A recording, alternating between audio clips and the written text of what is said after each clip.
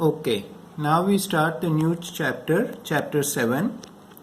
It's called Relier proportionnalité et fonction linéaire. So, what is a fonction linéaire? A fonction linéaire, or linear function in English, is a special type of function. And this chapter shows us the link between proportionality and linear functions.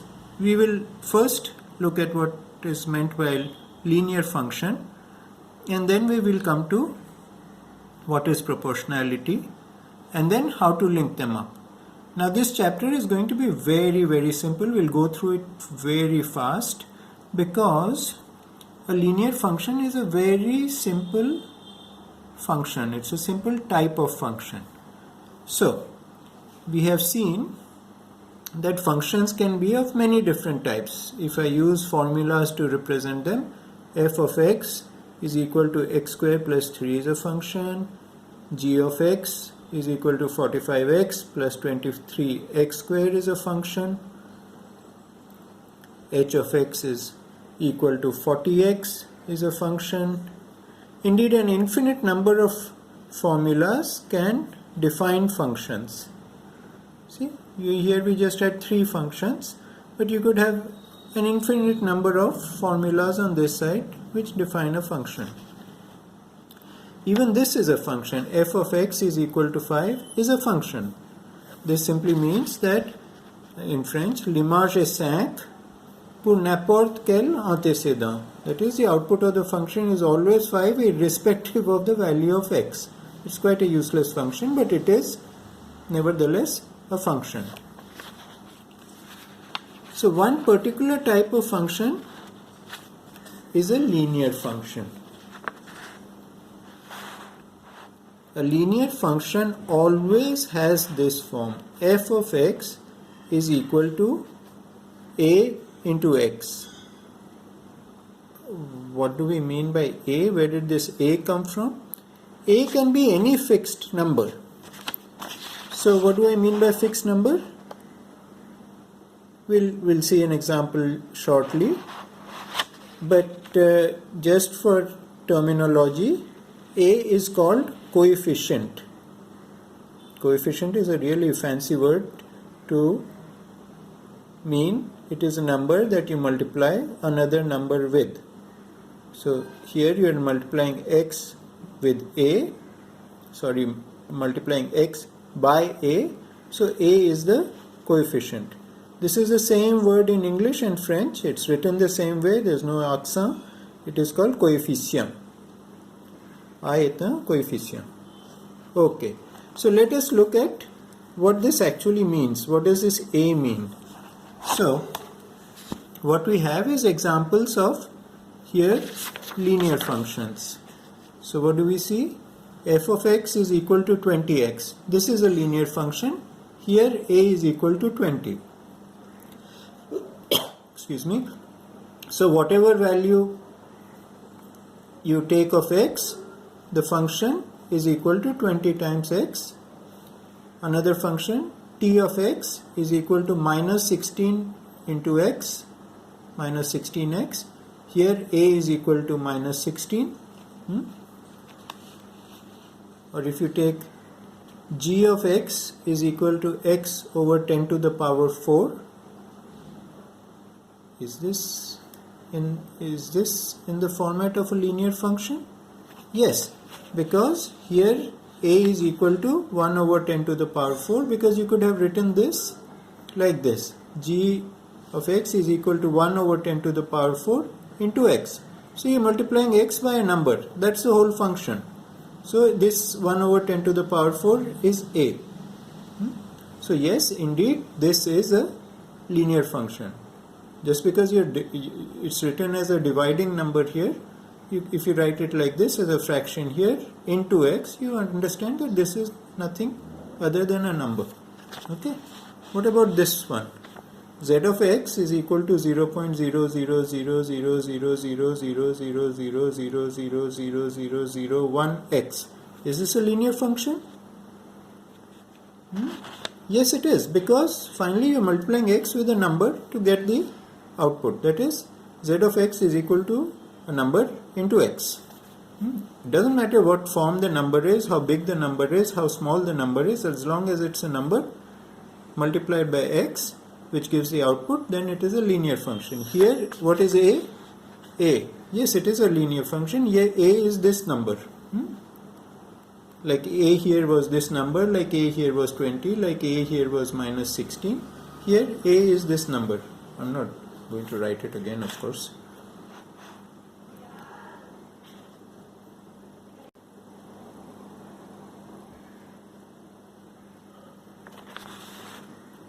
Okay, what about this? Why isn't it focusing? Yeah, there we go. So what about this function? S of x is equal to 23x minus 10. Is this a function? Is it? Of course it is a function, but is this a linear function? No, not a linear function. Why? Because of this minus 10.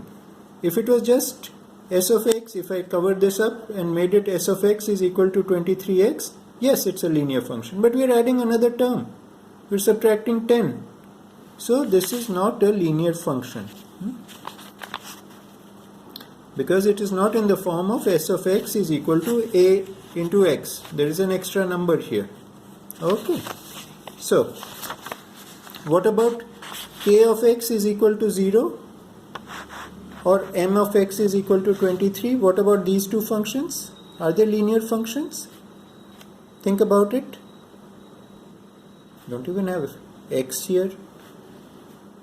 There's no x on the right side. So, what about this? Is k of x is equal to 0 a linear function? If m of x is m of x equal to 23 a linear function? The answer is, if k of x is 0 is indeed a linear function. Why? Because here you can write it as k of x is equal to 0 into x. Correct? Now 0 into x is always going to equal 0. So, here a is 0. So therefore, it is a linear function. K of x is equal to 0 is a linear function. It is a very specific linear function. It is a very particular case of a linear function. What about this? M of x is equal to 23. M of x is equal to 23 is not a linear function. Why is it not a linear function? So first of all, there is no x on this side. You have to multiply x with some number. If it was m of x is equal to 23 times x, 23x, then it would be a linear function. So this is not a linear function. Okay, so I hope you have understood what a linear function is. Okay, now if we try to see, I'm going rather fast. If you like, you can pause at this point and rewatch these 8 minutes that have already elapsed in this video. Otherwise, we'll continue. Or you can watch the whole thing and come back to this again. So here, representing a linear function by a table. Let's say f of x is equal to 10x. This is a linear function because we are multiplying x into a. A in this case is 10. So if we draw a table, you get x. I'm just putting some numbers on top, like always, minus 10, minus 5, minus 4, minus 3, minus 2, minus 1, 0, 1, 2, 3, 4. So we'll get here 10 into minus 10, minus 100. 5 into minus 5, minus 5 into 10, minus 50. Minus 4 into 10, minus 40. Minus 3, minus 30, minus 2, minus 20, minus 1, minus 10. Yes, because if I put minus 1 there, I'll get minus 2. If I put 0, if x is 0, f of 0 is 0, because 0 into 10 will give 0. Similarly on this side, 1, f of 1 is 10, f of 2 is 20, f of 3 is 30, f of 4 is 40. What are you doing? Actually, you're just multiplying the top number by this number. You're multiplying by 10 to get the lower row. You're multiplying by a to get the lower row. Why have I put a different colored rectangle around this particular value and its output? Because in any linear function, that is whatever be the value of a, f of 0 is always equal to 0. Yes, because whatever the value of a into 0 is always 0. This is one very important point, that in a linear function, any linear function, the output is always 0 if the input is 0. Because finally you are multiplying 0 into a value a. 0 into a is always going to be 0, whatever be the value of a. Let's take another linear function. F of x is x over 10. Is this a linear function? Yes, because you're multiplying x. I should write it out. You're multiplying, we are saying f of x is equal to 1 over 10 into x. So this is our a in this particular case. Again, if I do the table minus 10 and all, you'll see the number is, you're multiplying it by, this is the multiplication mark, don't think that's a x, into 1 over 10, that is a. So minus 10 into 1 over 10, minus 1, minus 5 into 1 over 10, minus 0.5, so on and so forth, minus 2 into 1 over 10, 0.2, 4 into 1 over 10, 0.4, and 0. 0 into 1 over 10 will give you 0. This is, we have just seen this. Any linear function, f of 0 is equal to 0. Okay. So, we will now stop this video here, and to stop it, I will give you a little problem to do, and just to indicate to me that you have actually understood the concept of the linear function. So the question is, which of these following functions are linear functions? So you have to just send me as a text number 1 or number 2, all the ones you think are linear functions, you just write down and you just type and send me. This is just to indicate to me whether you have understood. This is not going to be graded. And also, of course, as always, just to indicate to me whether you have actually watched this 12.5 minute or 13-minute video. Okay. Once I will end this video here, and then in the next video we will look at drawing, representing a linear function in a graph. And you will be surprised that it is very, very simple, unlike the last assignments I gave you to draw complicated graphs. This is one of the simplest graphs you can draw for any linear function. We will come to that in the next video. So until then, do this homework that I am showing for such a long time at the end here. Very simple. It will take you 30 seconds. You have to find out which of these 9 are linear functions. I will end here, and as soon as we finish this, I will this little assignment, as soon as you finish watching this, I will post the next video for this chapter, which, if you remember, is Relier proportionnalité et fonction linéaire, chapter 7.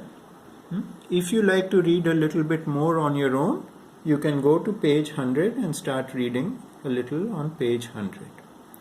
And I am now stopping here.